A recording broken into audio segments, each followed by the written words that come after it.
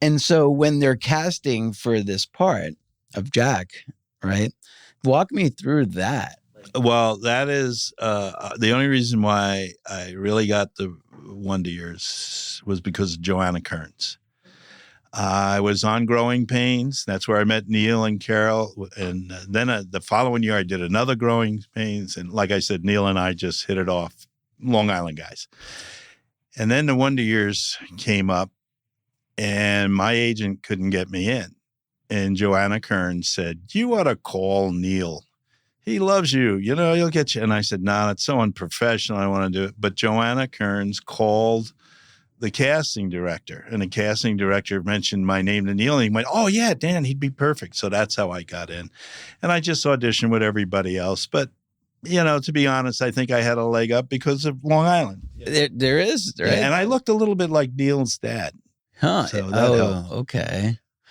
Yeah, because when you think about it, it's like a show from Long Island, right? You've got a dad that has a military background. It's like, for the most part, you're kind of just going to be playing yourself. Well, right? There's a lot of different, but I think the only contribution I made as far as the writing is concerned was when we were working on the pilot, Neil and I were just sitting there, and he goes, "Dan, is there anything you think we could do for this character?" And I said, "Well, I'm a Marine. It's not going to hurt if somewhere along the line we mention he's a veteran." Mm-hmm. And the very next day, Neil said, "I talked with Carol last night, and we're going to make you a Korean War vet.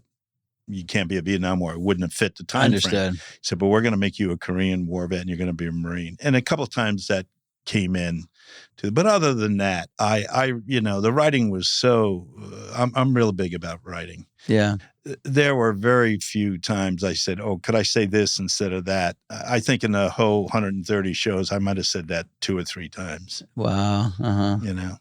And wasn't there a story about, I guess, Fred Savage, like really wanting you to be his dad on the show? Oh, I didn't know Fred before the show. Oh, you didn't? No, okay. No. We became very close afterwards. You know, still talk to him.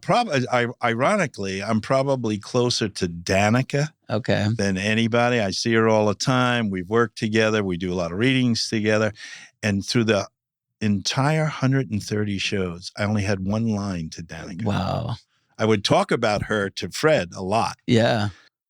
But she said, "Good evening, Mr. Arnold." And I said, "Hi, Winnie." And that was it. That was the only lines we have together. Wow. You know, I don't think I would have ever thought that in like hindsight, looking back at being a fan because many of the conversations that I had with Fred were about girls and Danica. Mm-hmm.